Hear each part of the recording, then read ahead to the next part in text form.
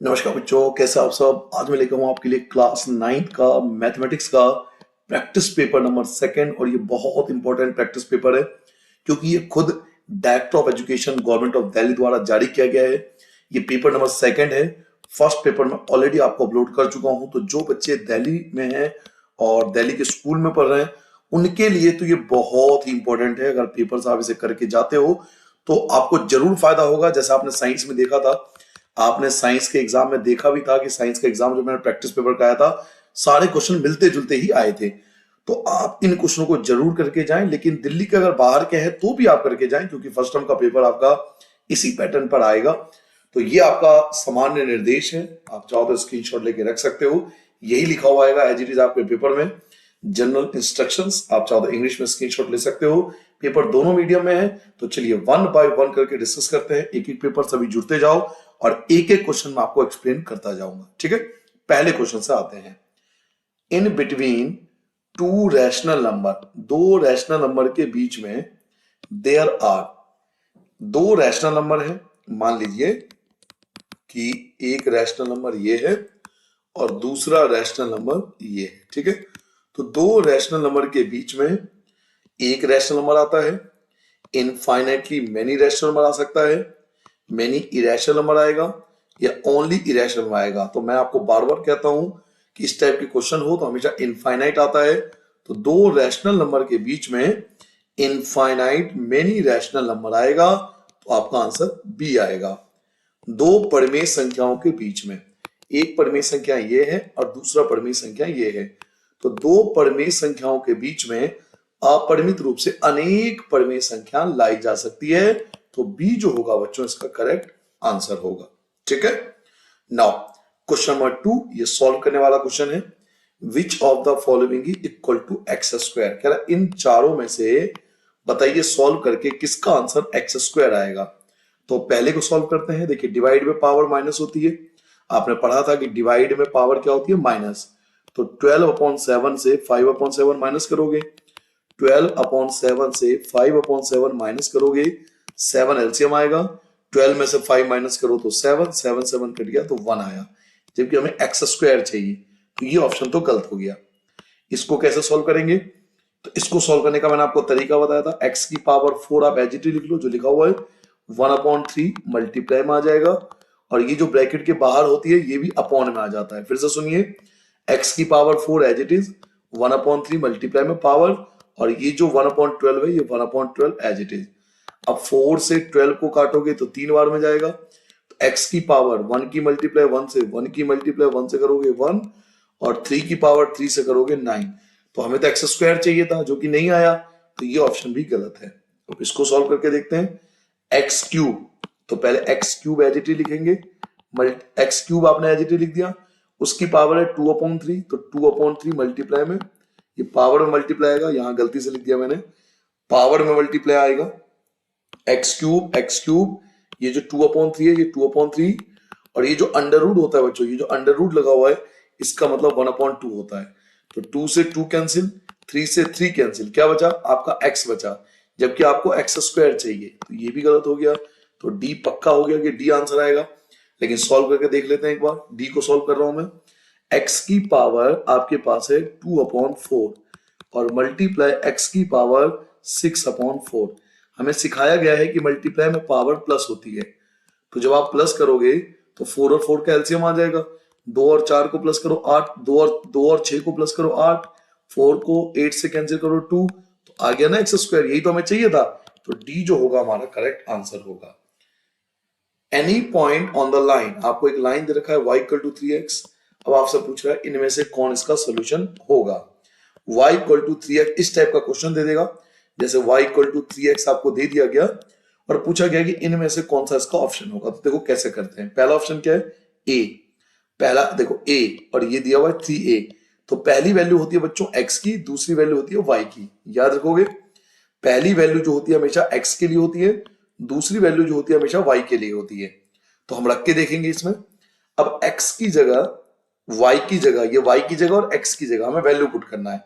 तो y की value क्या है, देखिए 3a।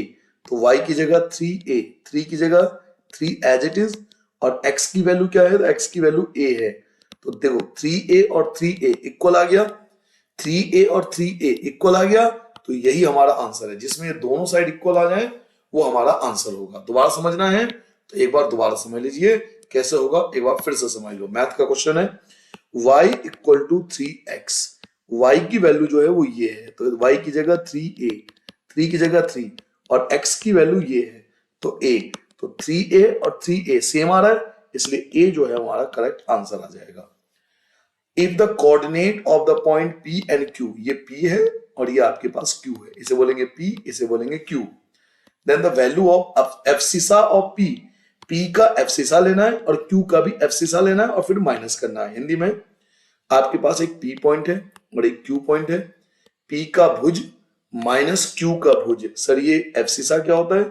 एफसीसा होता है एक्स एक्सिस, तो p का एक्स एक्सिस, p का एक्स एक्सिस क्या है? तो 2 है, तो एक ब्रैकेट में तो 2 आ गया, माइनस एफसीसा ऑफ q, q का एक्स एक्सिस यानी -6। बच्चों एफसीसा का मतलब x, एफसीसा का मतलब x, तो p में x की वैल्यू 2 है और q में x की वैल्यू -6 है, तो एक में हम 2 ले लेंगे और एक में हम -6 ले लेंगे।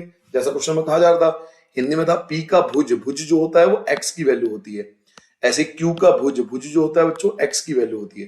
तो 2 में से माइनस करना -6 को, 2 माइनस और माइनस आपका प्लस हो जाएगा, ये माइनस और ये माइनस प्लस हो जाएगा 6, और 2 और 6 को जोड़ दोगे तो 8 आपका आंसर आ जाएगा। 8 यानी सी आपका करेक्ट आंसर है। क्वेश्चन नंबर 5 पे आते हैं, थ्योरी बेस्ड क्वेश्चन है। If the both coordinate of a point are negative, अगर दोनों नेगेटिव हैं तो आपको याद होगा पहले में दोनों प्लस होते हैं, दूसरे में एक माइनस प्लस होता है, तीसरे में माइनस माइनस, चौथे में प्लस माइनस। तो कह रहा है बोथ कोऑर्डिनेट जो है नेगेटिव, तो दोनों कोऑर्डिनेट नेगेटिव कब होता है? थर्ड क्वाड्रेंट में, तो थर्ड क्वाड्रेंट जो है इसका आंसर आ जाएगा। यदि किसी बिंदु के दोनों निर्देशांक ऋणात्मक है, तो दोनों निर्देशांक ऋणात्मक होता है थर्ड में, तो तीसरा चतुर्थांश जो होगा वो आंसर होगा, तो सी पे हमें टिक कर देना है। क्वेश्चन नंबर 6 पे आ गए। 3 पैरेलल लाइन, सर ये पैरेलल लाइन क्या होती है? सर पैरेलल लाइन वो लाइन होती है जिनको आप कितना भी बढ़ा दो ये कभी इंटरसेक्ट नहीं होगी।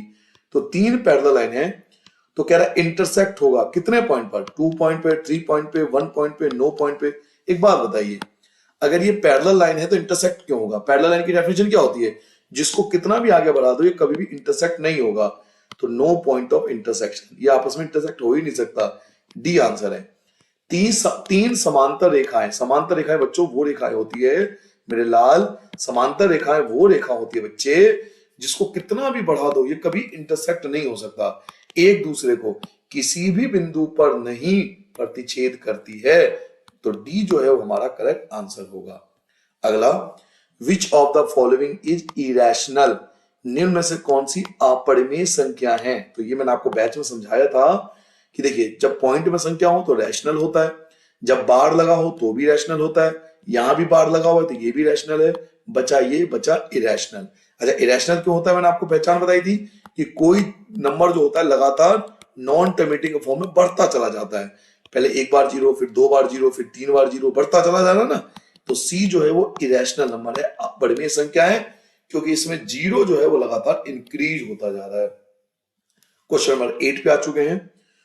टू एंगल वो सम इज इक्वल टू 180। देखिए अगर दो एंगल का सम 180 आ जाए, आपसे कहा जा रहा है टू एंगल वो सम इज इक्वल टू 180, अगर दो एंगल का सम 180 आ जाए तो उसे क्या बोलते हैं? वर्टिकली अपोजिट, कंप्लीमेंट्री, एडजस्टेंट या सप्लीमेंट्री? तो करेक्ट आंसर आएगा सप्लीमेंट्री एंगल, इनको हम सप्लीमेंट्री एंगल के नाम से जानते हैं, तो डी जो होगा वो आपका करेक्ट आंसर आएगा। दो कोण जिनको जोड़कर 180 डिग्री आता है उन्हें क्या बोलते हैं? उन्हें बोलते हैं बच्चों संपूरक कोण। क्या बोलते हैं उन्हें? संपूरक कोण। संपूरक कोण वो होते हैं जिनको जोड़कर 180 आता है, तो डी आपका आंसर आ जाएगा।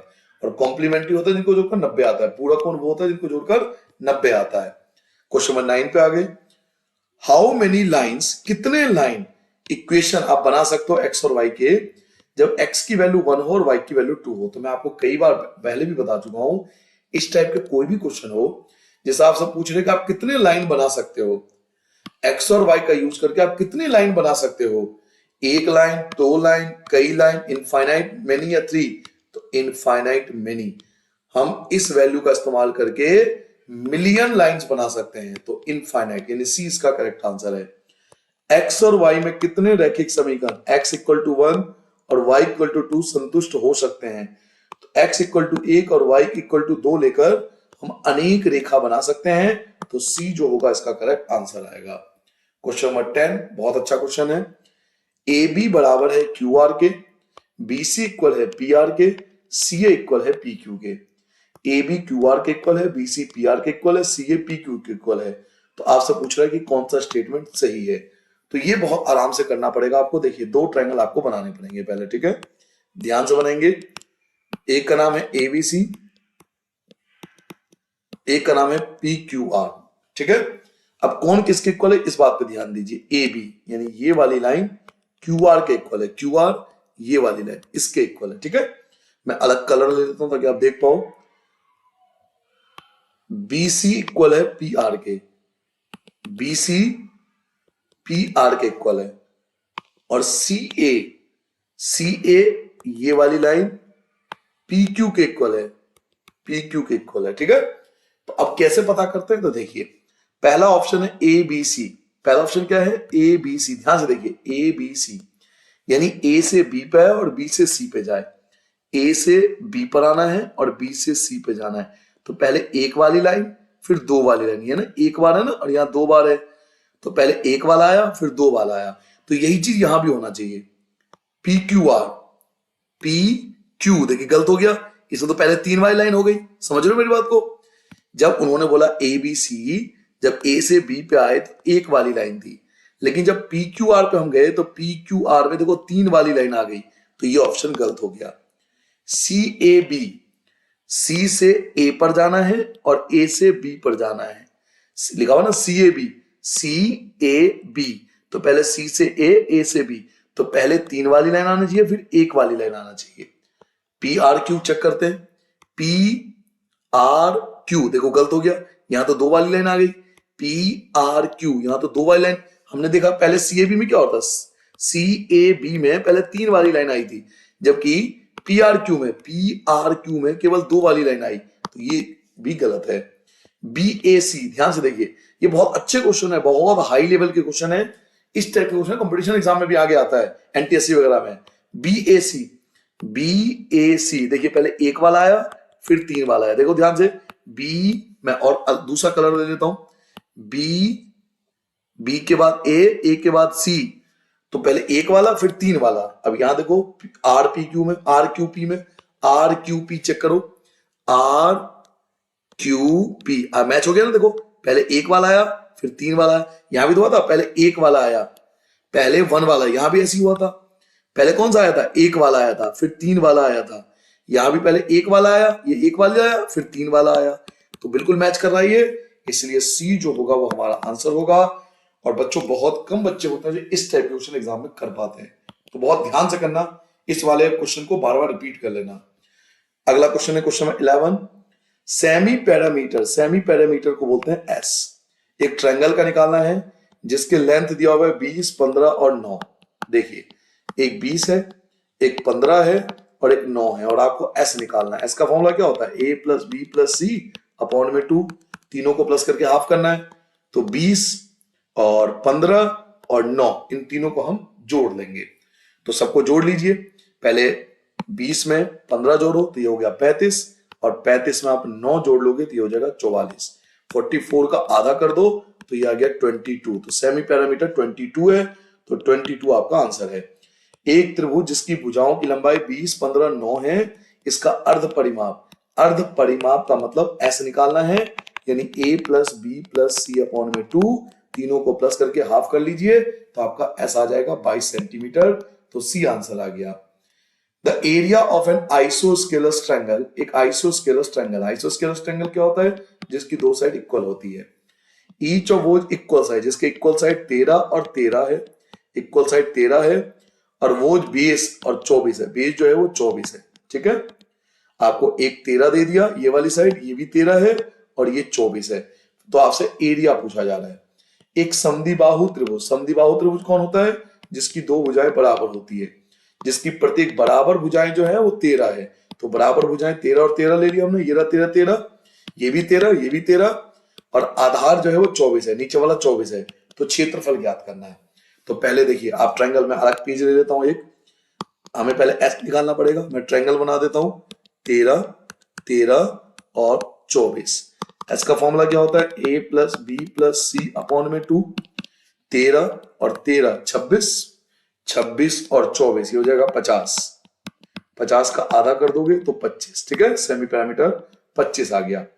अब s माइनस ए, यानी 25 में से 13 कम कर दो तो आपका आ जाएगा 12। s माइनस बी, 25 में से फिर 13 कम कर दो तो ये फिर से 12। s माइनस सी, 25 में से 24 कम कर दो तो आपका 1 आ गया। नाउ एरिया निकालने के लिए हम लोग एक फॉर्मूला यूज करते थे, s minus A, s minus B, s minus C. तो सबकी वैल्यू पुट कर दो। s कितना था तो 25, s माइनस ए कितना था 12, s माइनस बी 12 और s माइनस सी 1। 25 किसका स्क्वायर होता है, 5 का। 12 12 का पेयर 12 आ जाएगा और 1 का पेयर 1 होता है, तो कोई फायदा लिखकर 5 की मल्टीप्लाई 12 से कर दो तो 60। तो 60 सेंटीमीटर स्क्वायर आपका एरिया होना चाहिए इस क्वेश्चन के लिए, ठीक है। कोई भी निकाल सकता है आराम से, आप देख सकते हो आराम से, एबीसी आपके पास था ही, तो एरिया आपका 60 आ गया। अब देख लेते हैं ऑप्शन में, तो ये देखिए 60 सेंटीमीटर आपका स्क्वायर लिखा हुआ है, ये रहा 60 सेंटीमीटर स्क्वायर, सी आपका रिक्वायर्ड आंसर आ जाएगा। अगला क्वेश्चन है, एक ट्रायंगल है एबीसी, तो चलो मैं आपके लिए बना देता हूं। सर मैं बना देता हूं एबीसी, ये रहा आपके पास एबीसी, जिसमें एबी और एसी बराबर है, एबी और एसी बराबर है, कोण भी 50 का है, कोण भी 50 का है, तो ये भी 50 का होगा, क्योंकि हमने क्या पढ़ा है, अगर दो इक्वल साइड होती है तो उनके अपोजिट एंगल भी तो इक्वल होते हैं, याद कीजिए ना। इफ दो two sides are equal their opposite angles is also equal. अगर दो साइड इक्वल है तो उनके अपोजिट एंगल भी इक्वल होंगे। अगर ये 50 है तो ये भी 50 होगा। तो एंगल सी पूछ रहा था। एक ट्रायंगल में ए बी और ए सी बराबर है, ये दोनों बराबर है, कोण भी 50 का है, तो सी भी तो 50 का होगा, दो साइड इक्वल है तो दो एंगल भी इक्वल होते हैं, तो ये 50 डिग्री आ जाएगा, बी आपका आंसर आ जाएगा। क्वेश्चन नंबर 14 पे आ गए। If the difference between two supplementary angle, दो सप्लीमेंट्री एंगल के बीच का गैप जो है वो 40 है, तो एंगल बताओ। देखिए सप्लीमेंट्री एंगल कौन होता है, जिनको जोड़कर 180 आ जाए, और कह रहा है दो एंगल के बीच जो डिफरेंस होना चाहिए वो 40 का आना चाहिए। पहला ऑप्शन देखो, इनको जोड़ के 180 आ रहा है, बिल्कुल आ रहा है, इनको जोड़ के भी 180 आ रहा है, इनको जोड़ के भी 180 आ रहा है, इनको जोड़ के भी 180 आ रहा है, तो सप्लीमेंट्री तो ये चारों हैं, लेकिन किनके बीच 40 का गैप है, तो केवल पहले के भी देखो 40 का गैप है। देखो पहले में, पहले ऑप्शन को देखो बच्चों, इसमें 40 का गैप है ना, ध्यान से देखो, दोनों के बीच में कितने का गैप चाहिए, हमें 40 का गैप चाहिए, तो इसमें तो 40 का गैप नहीं है, सॉरी इसमें 40 का गैप कहां है, 40 का गैप तो नहीं है, हमें तो 40 का गैप चाहिए, दोनों difference between two supplementary angle, दोनों एंगल के बीच 40 का गैप होना चाहिए, तो 40 का गैप तो नहीं है, यहां तो 100 का गैप है, तो ये गलत हो गया। यहां देखिए कितने का गैप है, 60 का गैप है, तो ये भी गलत हो गया। यहां कितने का गैप है सर, सर यहां आपको 80 का गैप मिला, ये भी गलत हो गया। यहां देखो शायद यहां 40 का गैप है ना, मिल गया, डी, डी आंसर आएगा बेटा, ठीक है। गलती से मैं ए देख रहा था मैं, बट डी इसका करेक्ट आंसर था, मैंने ठीक कर दिया। 65 और 115 में, 65 और 115 में 40 का फर्क आएगा ना, माइनस करके देख लो 0, और ये कितना 50, ये तो सर कितना हो गया, ये तो गलत हो रहा है, 50 40 का तो कोई गैप ही नहीं आ रहा।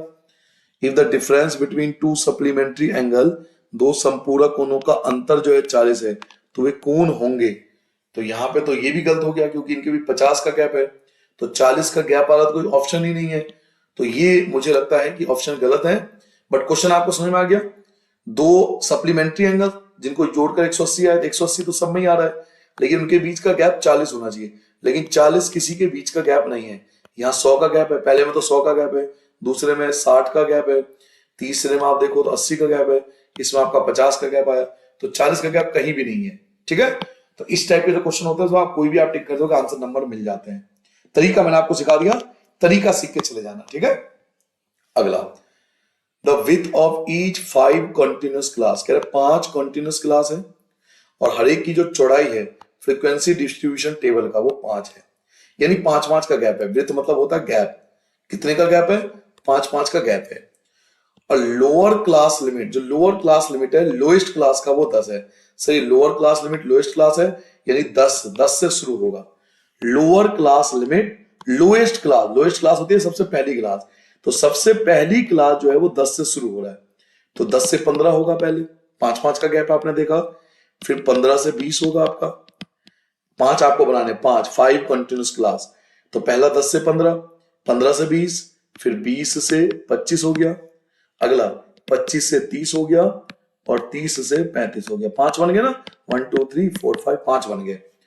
The lower class limit of the highest class, अब हाइस्ट क्लास ये है, इसका पूछा आपसे लोअर क्लास लिमिट। तो हाइस्ट क्लास तो ये वाला लास्ट वाला होता है, इसका लोअर क्लास लिमिट कितना है, तो 30 है, 30 इसका लोअर लिमिट है। तो 30 जो है सी का करेक्ट आंसर आ जाएगा। The cost of levelling a triangular field, आपके पास एक ट्रायंगुलर फील्ड है जिसके 3 साइड हैं, 1 2 3, और किस रेट से कर रहे हैं उसमें लेवलिंग, तो 3 रुपए के हिसाब से। तो पहले आपको एरिया निकालना पड़ेगा। 51, 37 और 20, इन तीनों का इस्तेमाल करके पहले आपको एरिया निकालना पड़ेगा, तब आप 3 रुपए से निकाल सकते हो कि कितना समतल करने में कितना खर्च आएगा। तो पहले एक ट्रायंगल चाहिए हमें, एक 51 है, एक 37 है, और एक आपका 20 है। ठीक है, चले एक अलग से पेज ले लेता हूं, ट्रायंगल बना लेता हूं। एक मैंने ट्रायंगल बना लिया आपके लिए, ये रहा आपके लिए ट्रायंगल। इसके तीनों जो साइड्स हैं वो देख लो, 51, 51, एक 51 है, एक 37, एक 20, 51, 37 और 20। तो पहले s निकालना पड़ेगा। s का formula a plus b plus c upon में 2, तीनों को ऐड करना पड़ेगा। तो 51 में 20 ऐड करोगे पहले, तो ये तो हो जाएगा 71, है ना, 71 हो गया। और 71 में 37 ऐड कर लो, तो 108 आ गया, टोटल 108 को 2 से डिवाइड कर लो, 54 आ गया। s माइनस ए, तो 54 में से 51 हटा दो तो 3 बचेगा।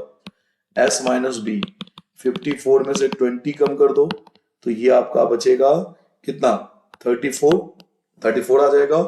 और s माइनस सी, 54 में से 37 को कम कर दो तो ये 7, और ये आ जाएगा 27। ठीक है, कोई दिक्कत तो नहीं, समझ आ गया यहां तक। नाउ एक बार कैलकुलेशन देख लेना, बस कैलकुलेशन में कोई दिक्कत नहीं होगी तो कमेंट करके बताओ कैलकुलेशन सही चल रहा हूं ना, कैलकुलेशन सही चल रहा है बेटा, देख रहे हो कैलकुलेशन सही है, आगे बढ़ जाऊं। चलिए बच्चे कह रहे हैं ठीक है, तो चलिए आगे बढ़ जाते हैं, कैलकुलेशन देखते रहना बस एक बार। ठीक है, ये क्या कह रहे हो कैलकुलेशन, हाँ बोलो। 14 में से 7 गया, 7 आपका बचेगा, ये बचेगा 4, 4 3 गया 1। थैंक यू बेटा, थैंक यू बच्चों, थैंक यू बेटा, बच्चे ने कमेंट करके बोला। तो एरिया निकालना है, एरिया का फॉर्मूला क्या होगा, S minus A, S minus B और एस माइनस सी। अब एस कितना था, एस आपका 54 था, एस माइनस ए कितना था, 3 था, एस माइनस बी 34 था, एस माइनस सी 17 था। अब फैक्टर कर लो, 54 के फैक्टर करो 2, 3 इंटू 3 इंटू 3, ये 54 के हो गए, 3 का फैक्टर 3 होता है, 34 का फैक्टर हो जाएगा 2 इंटू 17, और 17 का फैक्टर 17, फैक्टर हो गए। पेयर बनाओ, 2 का पेयर 2 से तो 2 आ गया, 3 का पेयर 3 से तो 3 आ गया, 3 का पेयर 3 से तो 3 आ गया, 17 का पेयर 17 आ गया, सबके पेयर बन गए ना। ठीक है, 17 की 3 से करोगे 51, और 2 की 3 से करोगे 6, तो 51 की 6 से मल्टीप्लाई करनी है, तो 6 बन जा 6 और 30, तो 306 आएगा बेटा, 306। देख लेते हैं ऑप्शन में 306 हमारे पास है या नहीं है, एक बार ऑप्शन में देखते हैं।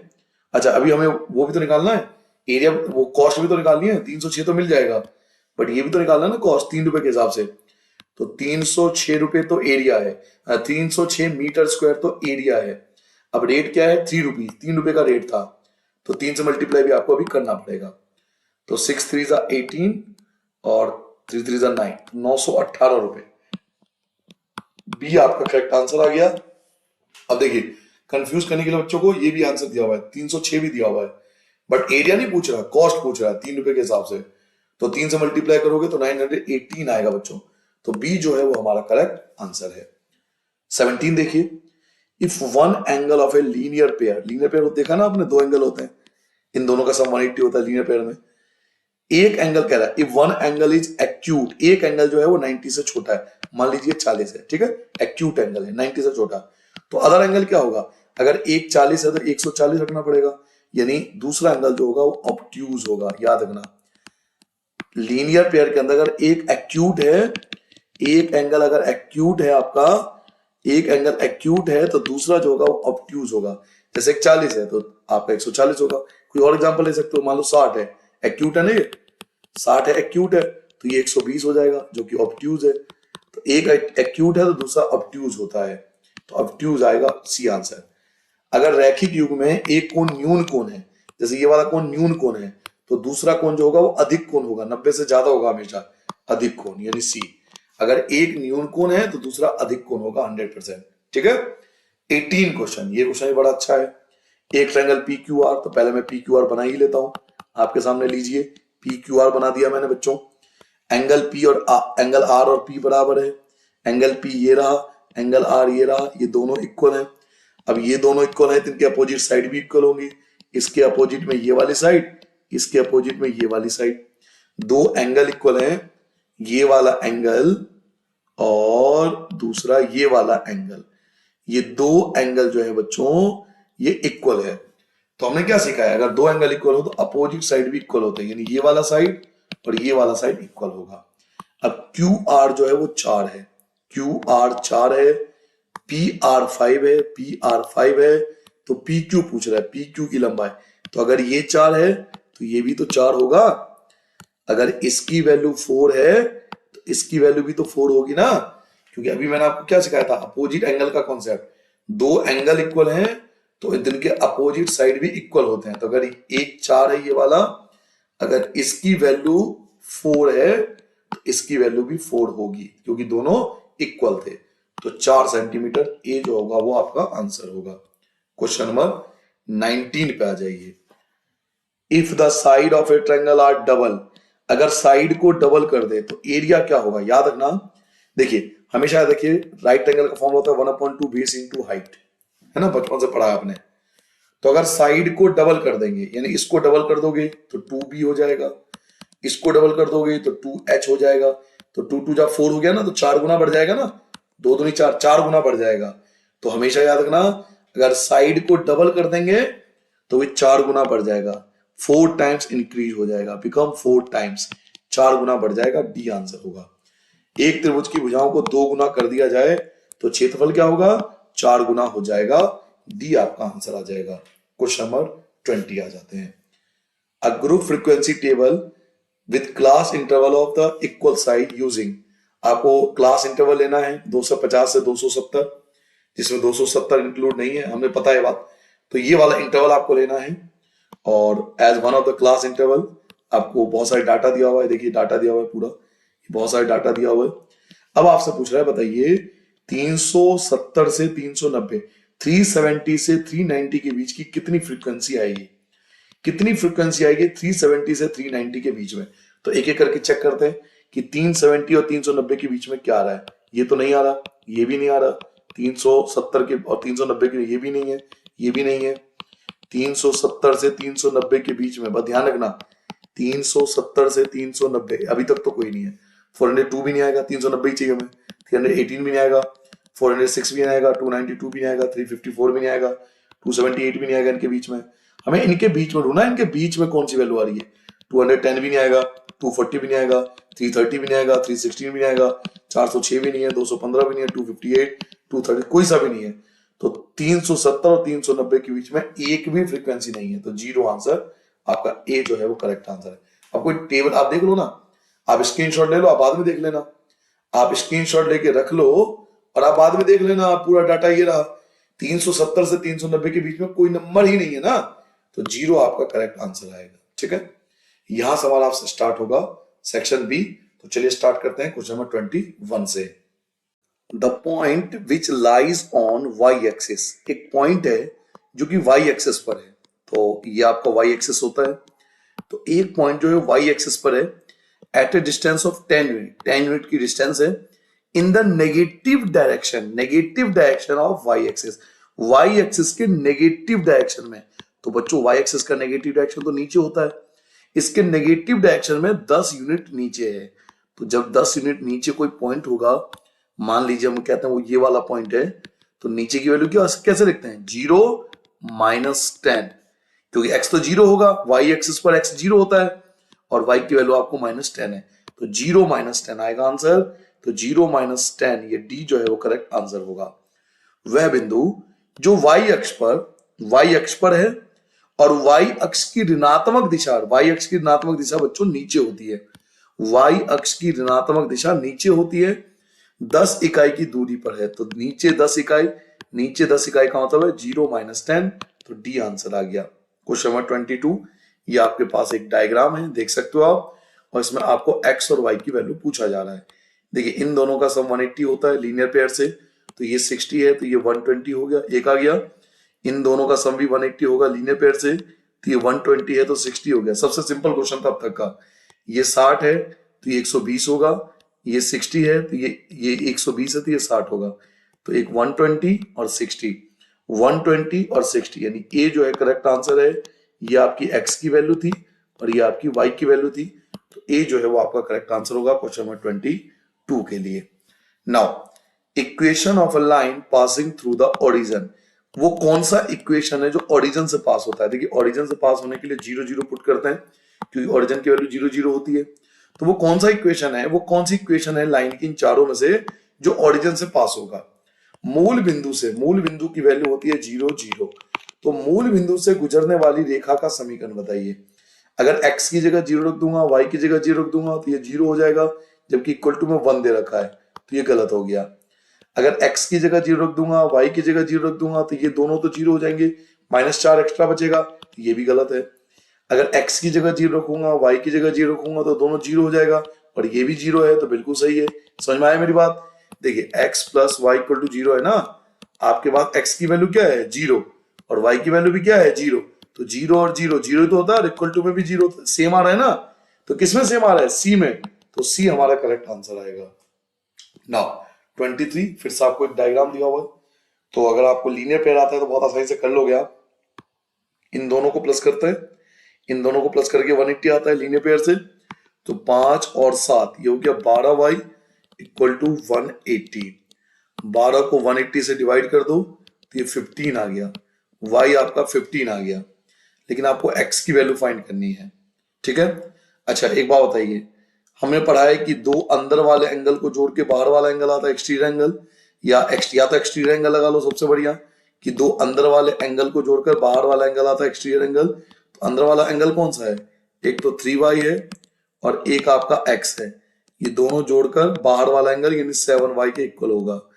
x इक्वल टू 7y, ये प्लस का इधर ले जाओ तो माइनस का 3y, x equal to 7y में से 3y कम कर दो 4y, x equal to 4, y की वैल्यू आपने निकाली थी 60, ये रहा 50 निकाली थी आपने y की वैल्यू, तो y की जगह 15 रख देंगे, 15 की 4 से मल्टीप्लाई कर देंगे तो 60 आपका आंसर आ जाएगा।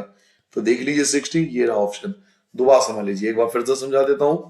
देखिए बच्चों इन दोनों को प्लस करके 180 आता है लीनियर पेयर से, तो 12 से आपका ये 5 और 7 12 हो गया ना, तो 12 से 180 काटो, y की वैल्यू 15 आ गया। दो अंदर वाले एंगल को जोड़कर बाहर वाला एंगल आता है, इसे एक्सटीरियर एंगल थ्योरम कहते हैं। तो 3y और x, वैसे आप उससे भी कर सकते हो एंगल सम प्रॉपर्टी से, तो भी आ जाएगा। 1 2 3 इन तीनों से भी करोगे तो भी आंसर आ जाएगा, तो कोई से भी रूल लगा लो। तो एक्सटीरियर एंगल लगा लिया मैंने, प्लस का 3y माइनस का हो जाएगा, तो 7y में से 3y कम करो 4y, y की वैल्यू 15 थी, 15 की 4 से कर दो तो 60 आपका रिक्वायर्ड आंसर, यानी ए आपका आंसर आ गया। फिर से आपके पास डायग्राम है, तो फिर एक बार बताइए, तीनों का सम 180 होता है, हमें पता है स्ट्रेट लाइन वाले रूल से, 3x 4x 7x और 3x 10x, तो 10x इक्वल टू आ गया 180, 0 से 0 हटा दो, x की वैल्यू 18 आ गया, तो x तो 18 आ गया, लेकिन आपसे find the value of 4x की वैल्यू पूछी जा रही है। तो 4x का मतलब क्या है कि 4 की मल्टीप्लाई 18 से करनी पड़ेगी, 4 की मल्टीप्लाई आपको करनी पड़ेगी 18 से, 4x का मतलब ये है, तो ये आएगा, ये आपका 18 का 4 से कर लो 72, 18 4 जा 72, तो 72 जो होगा वो आपका रिक्वायर्ड आंसर आ जाएगा, तो ए आपका करेक्ट आंसर है। क्लियर है ना, तीनों को मिला के 180 आता है, तो 0 से 0 हटा दो, x की वैल्यू 18 आ गया, अब आपसे 4x पूछ रहा है, तो 4 की मल्टीप्लाई 18 से कर लो, 18 4 जा 72, तो 72 आपका रिक्वायर्ड आंसर। नाउ अगला क्वेश्चन है, the graph of the linear equation, ये आपको इक्वेशन है, कट द y एक्सिस, ये जो लाइन है ये वाई एक्सिस को काटता है। बच्चों याद रखिए, वाई एक्सिस को काटता है तो एक्स की वैल्यू 0 होगी। जो लाइन वाई एक्सिस को काटता है वहां पे एक्स की वैल्यू 0 होती है। तो x plus 2y equal to 2 आपको गिवन है। x की वैल्यू तो 0 हो गई क्योंकि y एक्सिस को काटता है। 2y की जगह 2y, 2 की जगह 2, 0 तो कुछ होता नहीं, तो 2y इक्वल टू 2, 2 से 2 कट गया एक बार में, तो y की वैल्यू 1 आ गई। तो x कितना था 0 और y की वैल्यू आ गई 1, तो 0 और 1 बोलेंगे इसको। तो 0 1 देखिए c है, तो c आपका आंसर आ गया। फिर से देखिए, एक समीकरण है, ये वाला समीकरण है आपके पास, ये समीकरण है जो y अक्ष पर काटता है, y अक्ष को काटता है। तो जब y अक्ष को काटता है ना कोई लाइन, तो वहां पे x की वैल्यू 0 होती है, तो x की वैल्यू 0 पुट करना पड़ेगा। x की जगह 0 रख दो, 2y की जगह 2y, 2 की जगह 2, अब 2 से 2 आप कैंसिल कर सकते हो एक बार में, तो y की वैल्यू 1, तो 0 और 1 ये आपका आंसर, तो 0 1 c है, तो c हमारा आंसर आ जाएगा। चलिए अगले क्वेश्चन पे आते हैं। नेक्स्ट क्वेश्चन पढ़िए, the measurement of angle between the coordinate axis. Coordinate axis होते हैं ना, measurement of the angle between the coordinate axis. देखिए कोऑर्डिनेट एक्सिस जो होते हैं वो एक दूसरे पे हमेशा परपेंडिकुलर होते हैं, सीधी लाइन खींचते हैं ना हम लोग, तो कोऑर्डिनेट एक्सिस एक दूसरे पे परपेंडिकुलर होते हैं, तो 90 डिग्री का एंगल बनता है दोनों के बीच। तो बी आपका आंसर आ जाएगा क्योंकि एक दूसरे पर परपेंडिकुलर होते हैं। Now the base of a triangle is 12, एक ट्रायंगल है, इसका बेस जो है 12 है और हाइट जो है उसकी 8 है, हाइट जो है वो 8 है। तो एरिया पूछा जा रहा है, तो हमने बचपन से पढ़ा है एक फॉर्मूला 1/2 बेस इंटू हाइट। यहाँ पे हेरोन्स फॉर्म में लगाने की जरूरत ही नहीं है क्योंकि आपके पास हाइट भी दे रखा है और आपके पास बेस भी है, तो 1/2 बेस इंटू हाइट फॉर्मूला लगा दो। 1/2 बेस कितना है, बेस आपका 12 है और हाइट कितना है, तो हाइट आपके पास 8 है, तो आप कैंसिल कर दोगे 4 बार में, 12 12 4 जा 48, तो 48 आपका रिक्वायर्ड आंसर हो गया। क्लियर हो गया बेटा, ये तो सिंपल क्वेश्चन था, ये तो बहुत सिंपल था, कोई भी कर सकता है। आप खुद सोचिए कि जब मुझे बेस आपको दिया हुआ है और हाइट भी दिया है, तो 1/2 बेस इंटू हाइट, 1/2 बेस 12 और हाइट 2 से काट दो, 8 को 4, 12 की 4 से गुना, तो 48, तो ए आपका आंसर आ गया। Now the equation y equal to 5, केवल दे रखा है y equal to 5 in 2 variable, तो इसको 2 वेरिएबल में लिखना है आपको। जब y की वैल्यू आपको 5 दे रखा है लेकिन आपको 2 वेरिएबल लिखना था, मैंने आपको समझाया था जब एक वैल्यू दे रखा हो और दूसरी वैल्यू नहीं देखो तो वहां 0x लिखते हैं क्योंकि x नहीं है, y दे रखा है ना, x तो है नहीं ना, 0x और y के साथ कुछ नहीं है, तो 1y, इसे बोलेंगे 1y इक्वल टू 5। तो ढूंढो 0x 1y equal to 5, 0x 1y equal to 5। देखिए डी पे है 0x सही है, 1y सही है और 5 भी सही है, तो डी जो होगा हमारा आंसर होगा। ये 2 वेरिएबल को लिखने का ऐसा तरीका होता है, जब एक वैल्यू दे रखी हो दूसरी नहीं दे रखी हो तो 0 लगाते हैं। जैसे y दे रखा है, x नहीं दे रखा तो 0x लिखेंगे और 1y और इक्वल टू 5, तो डी हमारा करेक्ट आंसर आ गया। यहाँ पे आपको डायग्राम दे रखा है जिसमें आपको y की वैल्यू, इसकी वैल्यू आपसे पूछ रहा है। अब देखिए ये दोनों लाइन क्या है, पैरेलल है, ये क्वेश्चन में भी बोला है कि m और n पैरेलल है, ये दोनों पैरेलल है। अगर ये 60 है तो ये बच्चों ये भी 60 का होगा कॉरस्पॉन्डिंग एंगल, अगर ये 60 का है तो ये भी 60 का होगा कॉरस्पॉन्डिंग एंगल। ध्यान से देखिए शेप से भी पता लग जाता है, अगर ये 60 है तो ये भी 60 होगा। अब ये 60 हो गया तो अंदर वाला 120 होगा लीनियर पेयर से, अगर ये 60 है तो अंदर वाला कितना होगा 120 लीनियर पेयर से। अब 120 और 25 ये हो गया 145, तो y के लिए कितना बचा 35 भी तो बचा क्योंकि ये ट्रायंगल भी तो है, ट्रायंगल में 3 एंगल का सम 180 होता है। आप देखिए ये ट्रायंगल है ना, ट्रायंगल की शेप है, ये देखिए ये ट्रायंगल है, 120 तो ये खा गया, 25 ये खा गया, तो 120 ये वाला, ये है 120, ये आपका 25, तो 120 और 25 145 तो यही खा गया, तो y के लिए बचा कितना, तो 35, 180 में से 145 कम कर दो तो 35 बचा, तो 35 जो है वो बी आपका आंसर आ जाएगा। Now the collection of information, जब हम इंफॉर्मेशन को कलेक्ट करते हैं तो उसको हम क्या बोलते हैं, तो उसको हम डाटा कहते हैं। क्या कहते हैं, डाटा, याद रखोगे। जब हम इंफॉर्मेशन को कलेक्ट करते हैं किसी उद्देश्य के लिए एकत्रित की गई जानकारी के संग्रहण को क्या कहते हैं, उसको आंकड़े कहते हैं। ये आपके जो 14 चैप्टर ना 14.1 में इसके बारे में दिया हुआ है। जब हम इंफॉर्मेशन को कलेक्ट करते हैं, जब आपसे रिजल्ट पूछा जाता है या आपकी इंफॉर्मेशन इकट्ठी की जाती है तो उसको डाटा कहा जाता है, तो डी आंसर आएगा, आंकड़े कहते हैं इनको। क्वेश्चन नंबर 32 पे आ चुका हूं मैं। If the altitude of 2 vertices of a triangle, जो एल्टीट्यूड है, एल्टीट्यूड है परपेंडिकुलर वाली लाइन, जो एल्टीट्यूड है from the 2 vertices of a triangle, एक ट्रायंगल के 2 वर्टिसेस है, to the opposite side are equal. चलिए मैं आपको डायग्राम बना के समझाता हूँ भाई साहब क्या कहना चाह रहे हैं। वो आपसे ये कहना चाह रहे हैं कि मान लीजिए एबीसी ट्रायंगल है, तो यहां से एल्टीट्यूड ये वाला और यहां से एल्टीट्यूड ये वाला दोनों इक्वल है। तो अगर ये दोनों इक्वल हैं तो आप ट्रायंगल को क्या बोलोगे? अब सीधी सी बात है, जब दो साइड इक्वल है तो दो साइड इक्वल तो क्या बोलते हैं? आइसोस्केलस को बोलते हैं। तो बी आंसर आ जाएगा, आइसोस्केलस बोलते हैं। दो साइड इक्वल बोला है ना, कि जो एल्टीट्यूड हैं वो अपोजिट साइड्स के वो इक्वल हैं। तो अगर एल्टीट्यूड इक्वल है, दो साइड इक्वल हैं, तो आप उसे क्या बोलोगे? आइसोस्केलस को बोलोगे। तो बी आपका आंसर आ जाएगा। किसी त्रिभुज के दो शीर्षों से, ये त्रिभुज है, ये इनके तीन शीर्ष होते हैं, ये वाले शीर्ष इन्हें शीर्ष कहते हैं, सम्मुख भुजाओं पर शीर्षलम समान हो। तो एक शीर्षलम ये हो गया, एक शीर्षलम ये हो गया, और ये कह रहे दोनों समान है। तो अगर दो समान है तो त्रिभुज क्या कहलाएगा? तो समद्विबाहु कहलाएगा, क्योंकि दो भुजाएं बराबर है। तो बी आंसर था। क्वेश्चन नंबर 33 पे आ गया। The graph of x equal to 5। अगर x इक्वल टू 5 का ग्राफ आप देखो तो ऐसा बनेगा। देखो, ये आ गया 1, ये आ गया 2, ये आ गया 3, ये आ गया 4, ये आ गया 5। तो x इक्वल टू 5 है ना, तो ऐसे आएगा ग्राफ, ये आएगा ग्राफ। तो ये जो x इक्वल टू 5 है ये किसके पैरेलल है? तो ये y एक्सिस के देखो ना सामने है, y एक्सिस के पैरेलल है, y एक्सिस के आमने सामने है। जैसे बोलेंगे पैरेलल टू y एक्सिस, तो पैरेलल टू y एक्सिस मिल गया एक ही ऑप्शन में। यहाँ तो पैरेलल टू x एक्सिस है, गलत हो गया। ये तो कुछ और ही कह रहा है, ये भी कुछ और कह रहा है, लेकिन पैरेलल टू y एक्सिस एक में ही है। तो बी आपका करेक्ट आंसर है। जब x इक्वल टू 5 दे रखा है तो वो y के पैरेलल होगा। तो आमने सामने दिख ही रहा होगा आपको, आमने सामने तो पैरेलल है। तो बी आपका आंसर आएगा। x इक्वल टू 5, बच्चों x इक्वल टू 5 का ग्राफ ये रहा। ये जो मैंने आपको सामने ये जो है ये x इक्वल टू 5 है। अब आप देख ही रहो कि y एक्सिस के बिल्कुल समांतर है, तो मूल बिंदु y एक्स के समांतर। तो बी आपका आंसर आ चुका है। क्वेश्चन नंबर 34 पे आ गए। ये बहुत अच्छा क्वेश्चन है, बहुत अच्छा क्वेश्चन है। मैं इस क्वेश्चन को बहुत बार कराता हूँ बच्चों को, कहता हूँ इसको याद करके जाना, बहुत अच्छा क्वेश्चन है।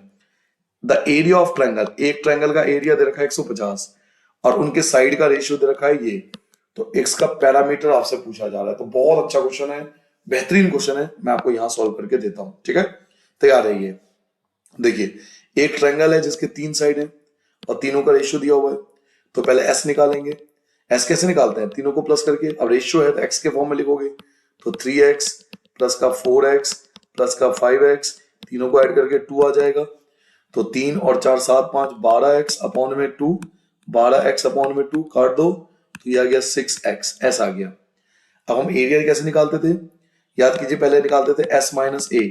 तो 6x में से 3x हटा दोगे तो 3x बचेगा। s माइनस बी, 6x में से 4x घटा दोगे तो 2x बचेगा। s माइनस सी, 6x में से 5x घटा दोगे तो x बचेगा। अब एरिया निकालने के लिए हम लोग फॉर्मूला यूज करते थे s minus A, s minus B, s minus C. अब वहां पे कौन कौन सी वैल्यू है? s की वैल्यू क्या थी? तो 6x। s माइनस ए की वैल्यू क्या थी? तो s माइनस ए की वैल्यू ये रहा 3x। s माइनस बी की वैल्यू क्या थी? तो ये रहा 2x। और s माइनस सी की वैल्यू क्या थी? तो ये रहा x। अब देखिए किस किस के पेयर बनना है। एक तो x और x का पेयर बनना है, x आ गया। x और x का पेयर बनना है, x आ गया। 6 को तोड़ोगे, 6 को फैक्टर करने आता है ना, तो 6 का फैक्टर क्या होता है? 3 इंटू 2। 3 का फैक्टर 3, 2 का फैक्टर 2। तो 3 का पेयर 3 से तो 3 भी बाहर आ गया, और 2 का पेयर 2 से तो 2 भी बाहर आ गया। तो 3 2 जा 6 और x एक्स स्क्वायर, तो एरिया आ गया 6x स्क्वायर। दोबारा समझ लीजिए, पहले हमने क्या निकाला? पहले सबसे पहले हमने s निकाला, a प्लस बी अपॉन में 2। तो 12 को 2 से डिवाइड किया 6x। s माइनस ए यानी 6 में से पहला, s माइनस बी 6 में से दूसरा, s माइनस ए 6 में से तीसरा। फिर फॉर्मूला लगा दिया, सबकी चारों की वैल्यू पुट कर ली। अब आप ध्यान से देखो, x यहाँ भी है, x यहाँ भी है, पेयर बन गया, x यहाँ भी है, x यहाँ भी है, तो दोनों x बाहर आ गया। 6 के फैक्टर 3 और 2 होता है, 3 का फैक्टर 3 होता है, 2 का पेयर 2 होता है। 3 का पेयर 3 से बन गया, 2 का पेयर 2 से बन गया, तो 3 2 जा 6 एक्स स्क्वायर, ये एरिया आ गया। ठीक है, नोट कर लोगे, स्क्रीनशॉट ले लोगे, जल्दी से स्क्रीनशॉट ले लो, फटाफट स्क्रीनशॉट ले लो, आगे बढ़ जाओ। अब बच्चों एक बात बताइए, एरिया आपने निकाला 6 एक्स स्क्वायर और एरिया आपको दिया हुआ भी था 150। अब इसका यूज करूंगा ना, आपका 6 एक्स स्क्वायर एरिया आया और क्वेश्चन में दे रखा था 150, तो पहले 6 से काट दो। ये एरिया आपने निकाला और ये क्वेश्चन में गिवन था, दोनों है तो एरिया ट्रायंगल का ही ना, तो दोनों एक दूसरे इक्वल रख देंगे, 6 से काट देंगे, तो 6 2 जा 12 और 6 5 जा है ना 25 आ जाएगा। और एक्स स्क्वायर, 25 क्या होता है 5 का स्क्वायर होता है, स्क्वायर से स्क्वायर कट गया, एक्स की वैल्यू 5, तो एक्स की वैल्यू आपने 5 निकाल दिया, एक्स आपका 5 आ गया। अब आपसे क्या पूछ रहा है, व्हाट इज द पैरामीटर। देखिए बहुत बड़ा क्वेश्चन था ये, बहुत बड़ा क्वेश्चन था, आपसे पैरामीटर पूछ रहा है, तो अब हम पैरामीटर निकालेंगे। ठीक है, मेरे पे जगह नहीं बची तो मैं यहां जाता हूं। पैरामीटर रेशियो क्या था, रेशियो आपका था 3 4 5 का, 3 4 5 का, एक 3x था, एक 4x था और एक 5x था। तो 3x की वैल्यू आपने 5 निकाला है, x की वैल्यू आपने 5 निकाला है, x की वैल्यू आपने 5 निकाला है, इसकी मल्टीप्लाई करोगे 15, इसकी मल्टीप्लाई करोगे 20, इसकी मल्टीप्लाई करोगे 25, सबको ऐड कर लो तो 45 और ये 15, तो ये हो जाएगा 60। तो पैरामीटर जो है वो आपका 60 आ गया। तो देखिए 60 ऑप्शन में डी है, तो डी जो आपका करेक्ट आंसर आ जाएगा, डी पे हमको आंसर टिक करना। ठीक है, बहुत अच्छा क्वेश्चन था, स्क्रीनशॉट ले लेना इसका, बहुत अच्छा क्वेश्चन था, बड़े प्यार से करना इसको 2-3 बार। क्वेश्चन नंबर 35, क्वेश्चन नंबर 35 पढ़िए। आपको इस क्वेश्चन में कह रहा है कि पी क्यू आर जो है वो ई एफ डी के कॉन्ग्रेंट है, तो ई किसके बराबर है। तो देखिए ई जो है वो पहले नंबर पे, तो यहाँ पहले नंबर पे पी है ना, तो ई जो होगा वो पी के, ये बात मैं आपको पीछे क्वेश्चन में बताया था, जो पहले के साथ होता है वही दूसरे के साथ। अब ई जो है वो पहले नंबर पर है, तो यहां भी पहले वाला लेना पड़ेगा, तो ई इक्वल होगा पी के, तो पी ई जो इक्वल होगा किसके होगा, पी के, यानी ई आपका, ये तो डायरेक्ट क्वेश्चन हो गया। देखिए पी क्यू आर ये दोनों कॉन्ग्रेंट है। अब ई कौन से नंबर पर है, ध्यान से देखिए, ई जो है वो हमारा पहले नंबर पर है, ये रहा, तो यहाँ पहले नंबर पे कौन है, पी, तो ई और पी दोनों इक्वल होंगे, तो पी के इक्वल होगा, यानी ए आपका आंसर आ जाएगा। क्वेश्चन नंबर 36 देखते हैं। क्वेश्चन नंबर 36 पे आता हूं मैं। डी एफ जो है वो मिड पॉइंट है, एक side B C C A A B के, एक ट्रायंगल एबीसी है। लीजिए मैंने ट्रायंगल बना दिया ए बी और सी। अब इनके मिड पॉइंट है, डी जो है मिड पॉइंट है बीसी का, ये रहा मिड पॉइंट डी। ई जो है मिड पॉइंट है एसी का, तो ये रहा ई, और एफ जो है मिड पॉइंट है ए बी का, तो ये रहा एफ, यानी तीनों साइड के मिड पॉइंट आपको गिवन है। ये छोटा ट्रायंगल बन गया। दोबारा समझाओ ट्रायंगल, क्योंकि पहली बार कर रहे होंगे आप। एक ट्रायंगल है एबीसी, एक ट्रायंगल क्या है एबीसी, ये ट्रायंगल है एबीसी, ठीक है, और इन तीनों के ही मिड पॉइंट गिवन है। कौन कौन से मिड पॉइंट है, एक का मिड पॉइंट डी है, एक का मिड पॉइंट ई है, एक का मिड पॉइंट एफ है, तीनों को मिला दोगे तो छोटा सा ट्रायंगल बन गया। ठीक है, अब ये कह रहा है कि इसमें डीई एफ, ये वाला जो डीई एफ है छोटा सा, ये किसके कॉन्ग्रेंट होगा, ये किसके कॉन्ग्रेंट होगा। तो बच्चों ये तीनों के कॉन्ग्रेंट होता है। तीन कौन कौन से, एक तो ये, एक ये और एक ये। ध्यान से देखिए तीन ट्रायंगल बनने हैं ना, एक ट्रायंगल ये वाला, ये इसके भी कॉन्ग्रेंट होता है, ये इसके भी कॉन्ग्रेंट होगा और ये इसके भी कॉन्ग्रेंट होगा, तीनों के कॉन्ग्रेंट होगा। तो देखिए डी ऑप्शन है, तो डी जो है वो आपका करेक्ट आंसर आ जाएगा। Now the parameter of equilateral triangle, एक इक्विलैटरल ट्रायंगल है जिसका पैरामीटर ये आपको दिया हुआ है। इक्विलैटरल ट्रायंगल कौन होता है, जिसकी तीनों साइड इक्वल होती है, ए। तो पैरामीटर आपको दिया हुआ है 60, तो एरिया आपसे पूछ रहा है, तो चलिए मैं अलग से कर देता हूं। एक आपको इक्विलैटरल ट्रायंगल गिवन है, ये मान लीजिए मेरा इक्विलैटरल ट्रायंगल है ए, इसका पैरामीटर 60 है, यानी a plus a equal to 60। तो 3a, तीनों को जोड़ दो 60, 3 से 60 कट जाएगा, 20 आ जाएगा, a बराबर 20 हो जाएगा। और मैंने आपको 12.1 के क्वेश्चन नंबर 1 में फॉर्मूला लिखवाया था कि एरिया ऑफ इक्विलैटरल ट्रायंगल का फॉर्मूला होता है √3/4 a स्क्वायर। याद रखो किसी भी इक्विलैटरल ट्रायंगल का जो एरिया होता है वो ये होता है √3/4 a स्क्वायर। तो √3/4 a, मतलब a तो आप निकाल ही चुके हो, 20 आया था, ये रहा 20। तो a स्क्वायर का मतलब क्या है, 2 बार 20 लिख दो, 4 से 20 काटोगे 5 बार में, और 20 की 5 से मल्टीप्लाई 100, तो 100 √3 जो है वो आपका आंसर आ जाएगा। सिंपल था ना क्वेश्चन। इक्विलैटरल ट्रायंगल 3 है, 60 आ जाएगा, 3 से 60 काटो 20 आ गया।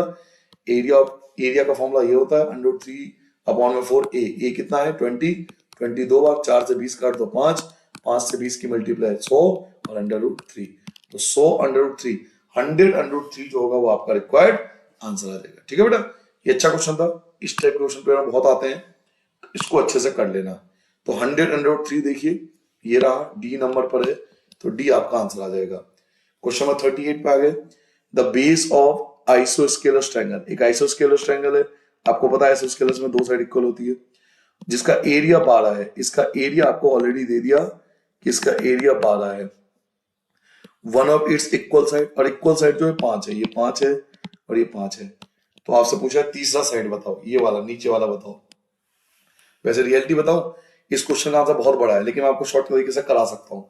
कैसे, मैं आपको तरीका बताता हूँ। ठीक है, मैं 1 मिनट मैं अलग से पेज ले लेता हूँ, पहले यहां समझाता हूँ आपको। एक ट्रायंगल है हमारे पास, अब ऐसा समझिए, ट्रायंगल है, ये 5 है, ये 5 है, ये हमसे पूछ रहा है, और 12 सेंटीमीटर स्क्वायर इसका एरिया है। एक्चुअली इसका आंसर बहुत बड़ा है, इसका बेस निकालना बड़ा मुश्किल काम है, लेकिन हम ऑप्शन से सॉल्व करेंगे। पहला ऑप्शन क्या है, पहला ऑप्शन जो है देखिए 6 है, तो 6 रख के देखते हैं, 6 रख के देखते हैं, और एरिया निकाल के देखते हैं। पहला ऑप्शन है 6, तो अगर हम 6 रख लें तो एस क्या आएगा, 5 और 5 10, 10 और 6 16, 16 का आधा कर दो तो कितना हो गया 8, एस माइनस ए, यानी 8 में से 5 कम कर दो 3, एस माइनस बी, 8 में से 5 कम कर दो फिर से 3, एस माइनस सी, 8 में से 6 कम कर दो 2। अब जब मैं एरिया निकालूंगा तो पहले आता है एस यानी 8, फिर S minus A, S minus B, S minus C. अब 8 के फैक्टर करूंगा तो 8 के फैक्टर 2 इंटू 2 इंटू 2 होता है, 3 का फैक्टर 3, 3 का फैक्टर 3, 3 का 2 का फैक्टर 2।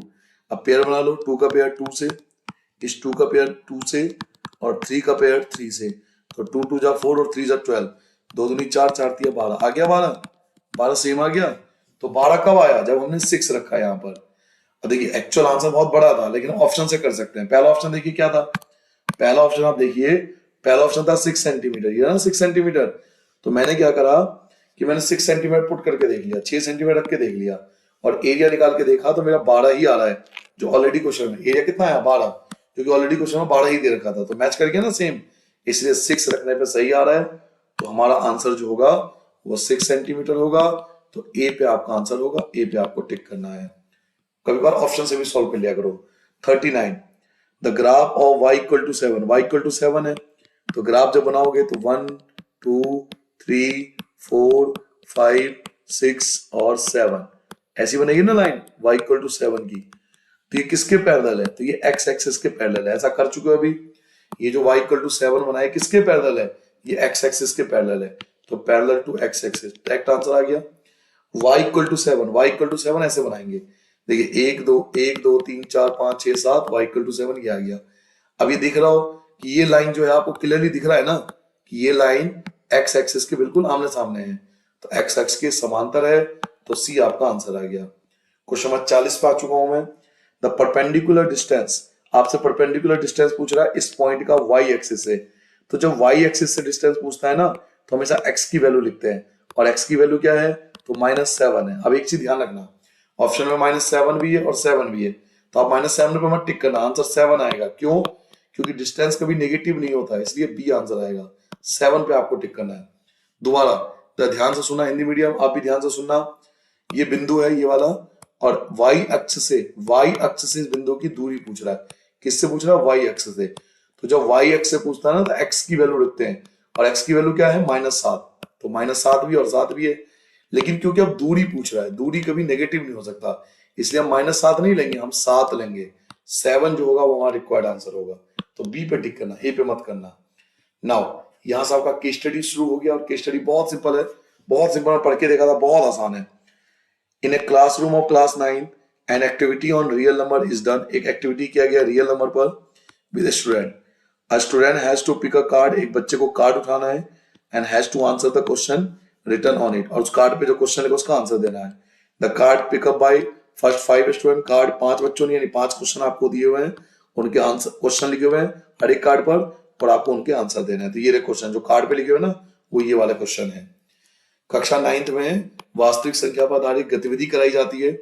इस गतिविधि के अंतर्गत विद्यार्थियों को कार्ड उठाना है, प्रत्येक कार्ड पर एक प्रश्न लिखा है, पहले 5 विद्यार्थी को कार्ड उठाना है और प्रश्नों को उत्तर उनको देना है।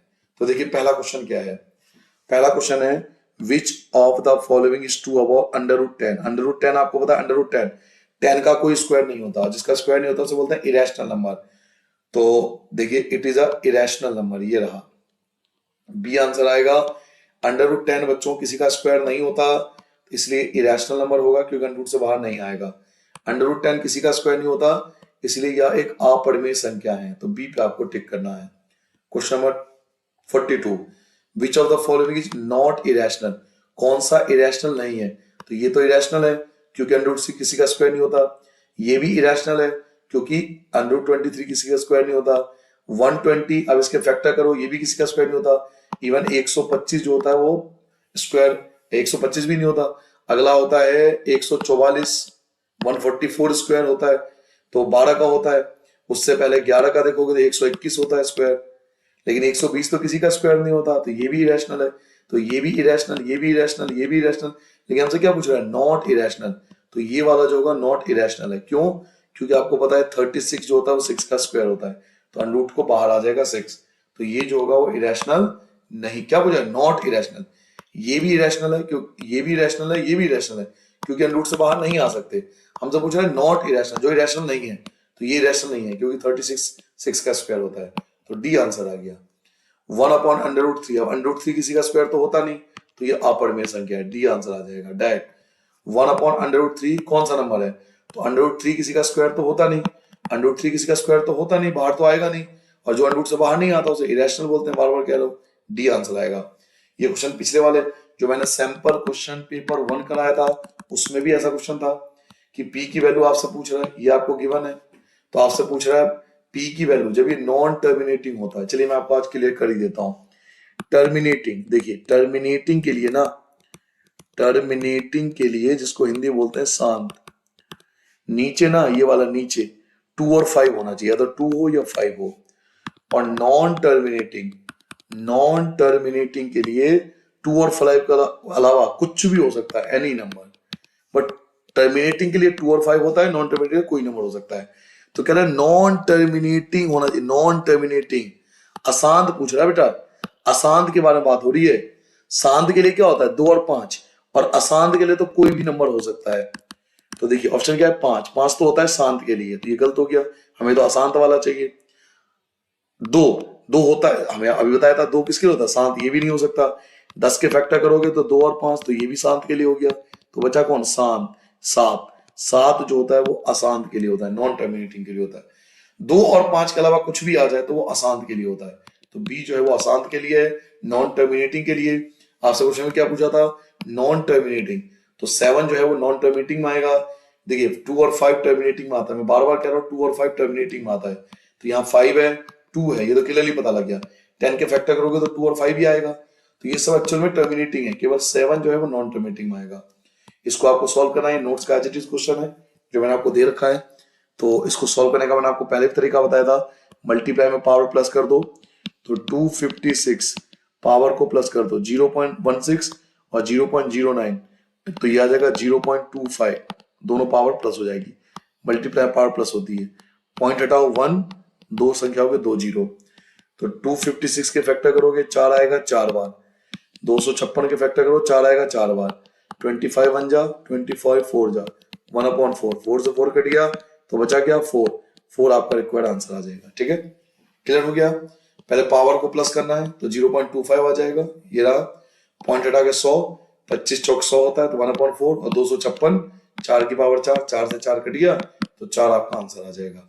अगला केस स्टडी आपके पास है, फिर से आपके पास केस स्टडी है, तो पहले केस स्टडी को पढ़ लेते हैं। हेल्थ केयर सर्वे, एक हेल्थ केयर सर्वे किया गया, नंबर ऑफ हेल्दी पर्सन जो पर्टिकुलर एज ग्रुप के हैं, health and family welfare care board ने, दिल्ली ने। The data collected for different age group, data collect किया गया जिसमें 10 से 20 साल के लोग हैं, 20 से 30, 30 से 40 and so on, for a particular area. अब आपको ये दिया हुआ डाटा ध्यान से देखिए, तो पहले डाटा समझा देता हूं। 0 से 10 एज वाले 1600 लोग हैं, 10 से 20 वाले 1400, 20 to 30 1300, 30 to 40 1200, 40 to 50 आपका 1100, 50 to 60 1000 और 60 to 70 500, ये डाटा है। ठीक है, दिल्ली में के स्वास्थ्य और परिवार कल्याण देखकर बोर्ड द्वारा एक विशेष आयु वर्ग में स्वस्थ लोगों की संख्या, क्या लिया गया? स्वस्थ लोगों की संख्या। तो ये जो है वो स्वस्थ लोगों की संख्या का डाटा है, ये जो पूरा डाटा है ये स्वस्थ लोग जो हेल्दी पर्सन है उनका डाटा है, हेल्दी लोगों का डाटा है ये। ठीक है, जिसमें आपको बोला गया कि अलग अलग एज ग्रुप के लोग लिए गए, उनका डाटा दिया गया और दंड आलेख उसका बना दिया गया। ये रहा डाटा। तो अल्टीमेटली इस डाटा से हमें सारे आंसर मिल जाएंगे। डाटा को ध्यान से देख लो, डाटा के ऊपर ध्यान से देख लो, आप सारे क्वेश्चन का आंसर दे पाओगे। शुरू करूं मैं? देख लिया सबने ना? अब वन बाय वन देखो, मैं सबके आंसर एक बार में दे सकता हूं।